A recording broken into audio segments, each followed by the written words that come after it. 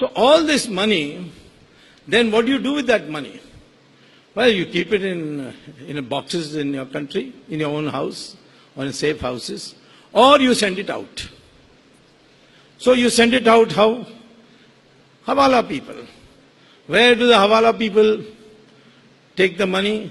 They don't take any money. You give them a container of rupees, they will leave it here. But they will travel to Dubai. There they will phone up their agent in Switzerland and saying, I have got X crores of rupees with me now at the exchange rate of 70 rupees to a dollar. Please deposit in this Swiss bank account or Cayman Island account or Virgin Island account in this numbered account. So he gives the name of the number of the account. And it's all done by internet. So they deposit in the account dollars. And then when somebody from that foreign country wants to come to India and doesn't want exchange rate of 68 but wants an exchange rate of 70, the same Hawala chap says, okay, I've got a container, I'll give it out of that. And you pay me 70 rupees per dollar. So this is the way it is being done. Now, you can't do a transaction of this kind in Dubai unless you inform Dawood Ibrahim and unless you inform the ISI of Pakistan. That means Pakistan knows who is depositing how much money in which bank account, because the Hawala man to survive has to tell that to the Pakistanis in Dubai. Look at the control they get over our society. Why is it that people in our country in high places all the time pleading for normalcy with Pakistan, particularly cinema stars? Because they know Pakistan can publish one item in the newspaper and they'll be finished in this country.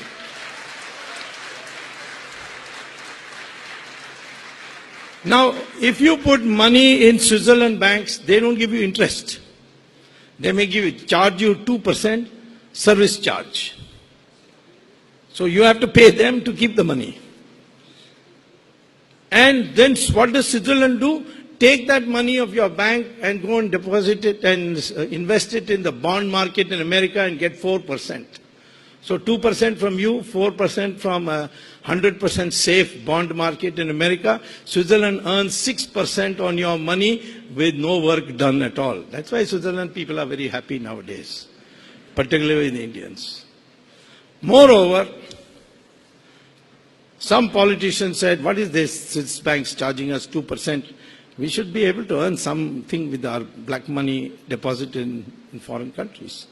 So again, the previous government came up with a new scheme called participatory note.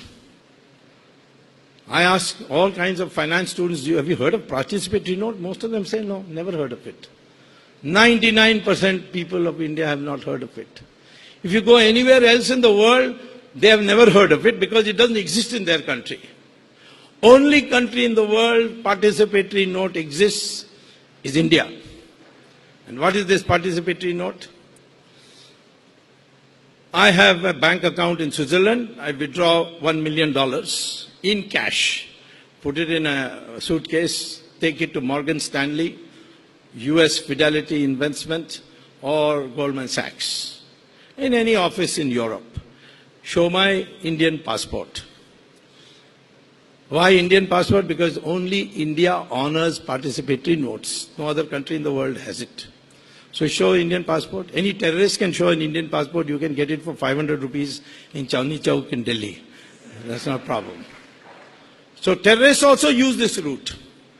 So they will give you, take the cash and give you a receipt, which is a participatory note. No name in it, no serial number in it, no date in it, just the amount.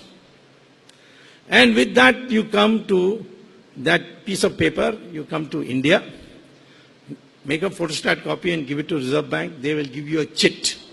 Because in India, participatory note is legal. And that chit says that received such and such a participatory note of this thing. Then you go with this to a stockbroker and say, I want to buy stocks. No questions asked. If you go, then they will ask, SEBI will send you a questionnaire. Where did you get this money? Which bank account? Where do you take it out? But by an amendment passed by the previous government, this will never be asked of participatory notes.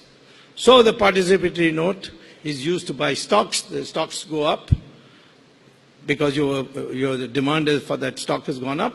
And at a peak you sell it and he'll give you rupees. You take those rupees and pay 30% capital gains tax, and the Reserve Bank will give you dollars. Now it is white dollars, not black dollars, and you go back. This has been going on. The largest contribution to our foreign investment today is participatory note. And the second largest is investment by Mauritius. America is 5th in the rank today. Ask the Reserve Bank for foreign investment data. Find America is 5th. First is participatory note. Second is Mauritius. Why Mauritius? Because again the previous government thought up a new brilliant idea. And that new brilliant idea was this, that why should we pay 30% capital gains tax? So if Mauritius Mauritius companies invest in India, in the stock market, then poor Mauritius, they're all overseas Indians, they were originally Bihari laborers whom the British took.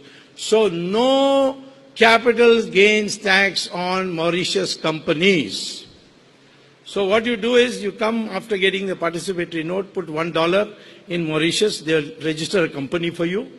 And on that basis of that company, you invest and you make your profit and don't pay any capital gains tax because you have invested through the Mauritius company.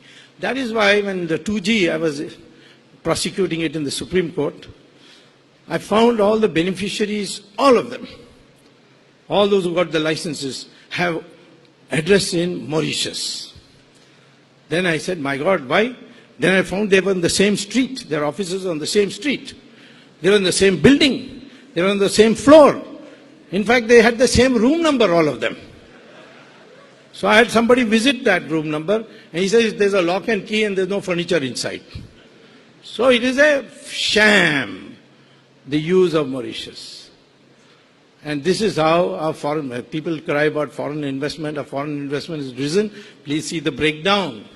Is it more participatory notes? Is it more Mauritius? And now Singapore is also joining that. So this is how the Indian economy has been distorted. The black money has taken over your economy.